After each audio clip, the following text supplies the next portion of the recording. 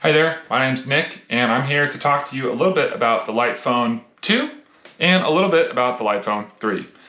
Uh, I got into the Lightphone about 4 years ago. I heard about it as a concept phone. I was really interested in looking for a phone that wouldn't keep me as distracted as my smartphone was. And I had heard about Light and the ethos of the company, which was really clear. They want you to be able to forget about this phone and still have all the tools and features that you would absolutely need to use on a daily basis. Tools like your calendar, tools like directions, calling, texting, etc. Basic things like that. Throw in a notes app and a calculator, alarm, timer, things like that. Even have a podcast app that you can use from their online dashboard with a music option as well. You can add music, and I believe you also have a 4G hotspot. That's what I used on this phone. It was awesome. I enjoyed it a lot. I used it for 3 years as my daily driver, never switched. One time one fell in a toilet. I was heartbroken. I had to buy one like immediately. I'm so grateful that I spent those 3 years on the Lightphone 2. It was a perfect experience for me. I always enjoyed that my eyes were never tired. I wasn't getting ocular headaches from blue light because it was an e-ink screen. On the other side of things, an e-ink screen takes time to refresh when you're going in between transitions. And so the texting experience was kind of difficult. And if I'm totally being honest, there were times where it was kind of grainy or fuzzy when you were looking at the screen. I mean, notice this thing. It's very small. It's the size of a credit card. So reality is it had a lot of ups. It had a few downs as well for me. The biggest one was the keyboard being super small. When you text on this machine, it goes to a landscape mode with a QWERTY keyboard there across the bottom part, and my fingers are just so big that take up almost all that space. And I was saying lots of things I didn't want to say to people, and they laughed at that, and I felt bad about that. And I thought, man, if they only made just a little bit bigger of a phone with a little bit bigger of a QWERTY keyboard and maybe a bigger battery, because I like to talk and text a lot and use my music. I fully used this device for everything it was intended to do, and it was totally awesome. I'd highly recommend the Lightphone 2. However, I'm not here today to ultimately recommend the Lightphone 2. I'm here to tell you why I pre-ordered the Lightphone 3. Now, this isn't the Lightphone 3. This is the Lightphone 3, but it's not the Lightphone 3. This is a paper cutout thanks to a user on Reddit in the Lightphone forum that decided to, who does paper craft, they decided to cut out the exact dimensions and make a printable one where you could kind of glue it together, which is what I spent my time doing. It wasn't my first one that I tried. This looks like a dented Lightphone 3, but Lightphone 3 is everything I kind of wanted it to be. Let me tell you a few things that you probably might know if you're already interested in the Lightphone 3, but if you're not, and this is the first time you're hearing about it, let me just tell you a few things that this phone has that the Lightphone 2 didn't have to see which one might be right for you. Lightphone 3 has a few very, very big differences in my opinion. The first is most obvious, which is you have a camera, and not just any camera, you have a 50 megapixel camera on the back. And it's actually an interesting tool that they're adding to this phone. Joe Collier, who is the CEO of Light, also seems to be a photographer and love that kind of lifestyle. He wanted to make something that was really fun to play with, and so there's actually going to be a dedicated shutter button here on the side of the phone, and it's going to be, I believe, a 2-step shutter, is what I hear. And then you're also going to have an 8 megapixel front facing. You don't have any word about whether or not there's going to be something like FaceTime or like WhatsApp. And that's a whole different conversation. But having a camera is totally different. It's awesome. The second big thing I'm excited about is we're switching from e-ink to monochrome AMOLED screens. AMOLED screens are super great for battery life. They highlight blacks and whites super well, which is exactly what you want this phone to do. And they refresh on time, unlike the Lightphone 2, which I still again loved. But the refresh rate is going to make a huge difference. You have a bigger form factor, as you can tell. It's wider, and that means you're going to have more room on the keyboard here. It almost kind of reminds you of the form factor of a BlackBerry, but without physical keys. You have a speaker grill here on the bottom, and you're also going to have what I really, really enjoy, a fingerprint sensor on your power button up here. The thing that didn't change was the side profile of the phone, besides the shutter, which we already talked about on the bottom, which my finger is excluding here on the Lightphone 3. But you have your menu buttons and your volume rocker. That's awesome. You are going to be missing a 3.5 millimeter headphone jack though. That's not going to come with this phone, but it does come with Bluetooth and NFC, which this phone did not, which means you can make mobile payments eventually.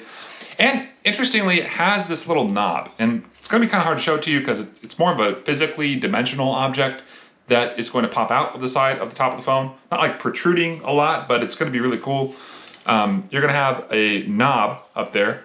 You can see my glue experience. And that knob is going to be used, they said, for brightness control, but also in a way you can program to do other things down the way. We've seen a couple of these like roller slides to different tech recently, like the Rabbit AI machine.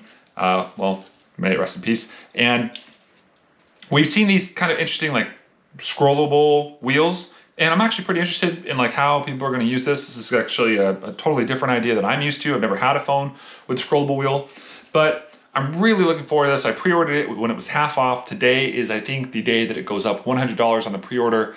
The full price that they're going to ask when it launches in January of next year is $800 or $799. The reason why that is because they pay a higher premium to use recycled materials because they're eco-friendly.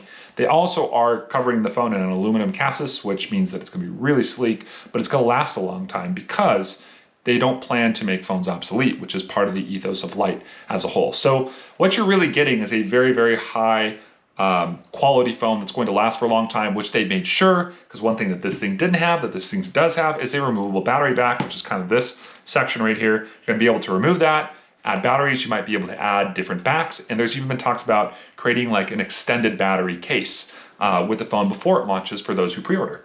So I pre-ordered mine at $399 when it was half off. Right now, I think it's at $499 today. I would highly recommend that you go out and you grab one. I think this is a really good phone for 5 different kinds of people. One is the most obvious. It's the everyday person who's just really tired of the doom scroll lifestyle and is genuinely ready to have a different change up in tempo. I experienced that change in tempo by being more present, doing more of the things that I loved, doing less of the things that made me feel hazy. I slept better because the blue light wasn't being emitted from my smartphone or my phone at the time. Instead, I had the e-ink, which was super easy on my eyes, didn't get ocular headaches. It was a very big change up, and I had to negotiate some things, but they weren't difficult at the end of the day. What was really difficult was staying with one of these, because these things just steal your time. They just steal your time, they steal your data, and they end up stealing your life over time. The average smartphone user, I believe, uses their smartphone like 2 or 3 hours to do things that aren't necessary. And if you add that up, that's about 14 to 21 hours a week, which if you sleep 8 hours on average, which who does that anymore? That's like 1 day of your week on your phone doing things that you don't even feel are great. And that's 1/7 of your life. And it doesn't feel like there's a great cost and return there. And this does. This, I know when I took the plunge with the Light Phone 2, I was worried, what am I going to sacrifice? And I realized I was sacrificing things that I really didn't care that much about, that weren't really in line with my personal values and how I wanted to live life. I would highly encourage anybody who's genuinely interested to explore both the Light Phone 2, Light Phone 3 on the website. I've actually got my own personal link down below. If you want to help me out because you want to pre-order something, or maybe you want to buy some merch, you can use my link and I get a 10% back to that on my own pre-order. So if you feel like you want to do that, feel free to do that. I would love if you did. This phone is for that kind of person who wants to get over the digital haze. It's also for the minimalist, the person who doesn't really want to be doing things or having things that they don't need. This phone had everything I needed, nothing I didn't. This phone's also going to have everything that I need and nothing I really don't. And I think it's a huge step upgrade. And I think that's this kind of person that wants to just be more minimalist, doesn't want a huge fat phone in their pocket all day long. They want something smaller that can do basic things, maybe even take their wallet out of the equation, just carry their driver's license because you might have NFC. Most places are NFC.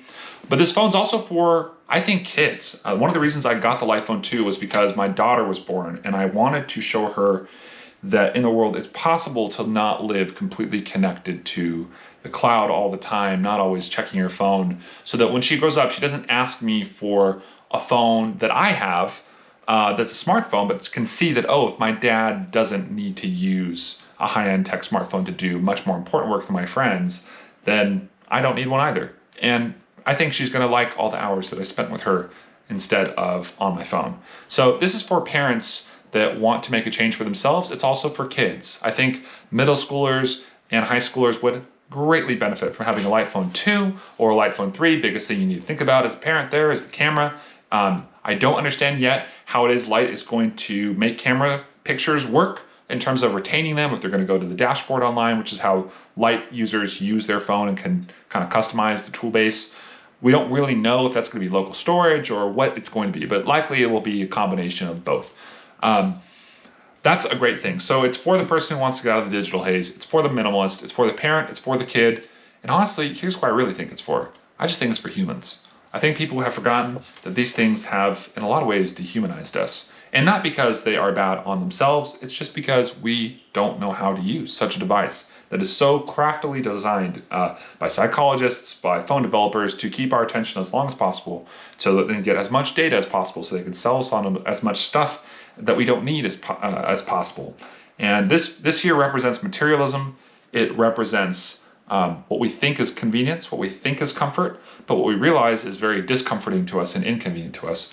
This here does not represent convenience or comfort. This represents convictions and values. I think that if you're a person that wants to live according to convictions and values rather than convenience, and you don't want your data stolen, and you don't want to buy a new phone every year, and you want to just get out of the whole smartphone game, I think that this could be the phone for you, and I'd highly encourage you to pre-order it, or maybe grab a Light Phone 2 using the link down below. Again, my name's Nick. I hope this has been a helpful video for you, and I plan to make a few more videos like this, just talking a little bit more about my experiences with the Light Phone 2 in particular, and what I'm really looking forward to in the Light Phone 3. There are a lot of great creators out there already that are doing those types of things, especially Jose Briones, who's been kind of like the chieftain of talking about like the Light Phone. He kind of has this kind of great, he's almost like the Marcus Brownlee of like dumb phones, if that makes sense. He's great. I encourage you to check out all of his videos. Take a look at the Light Phone Discord and the Reddit, kind of learn a little bit about how people navigate life with a Light Phone who have been doing it for 4 or 5 years. And I will see you soon. Thanks again for checking in this video, and I hope to see you soon.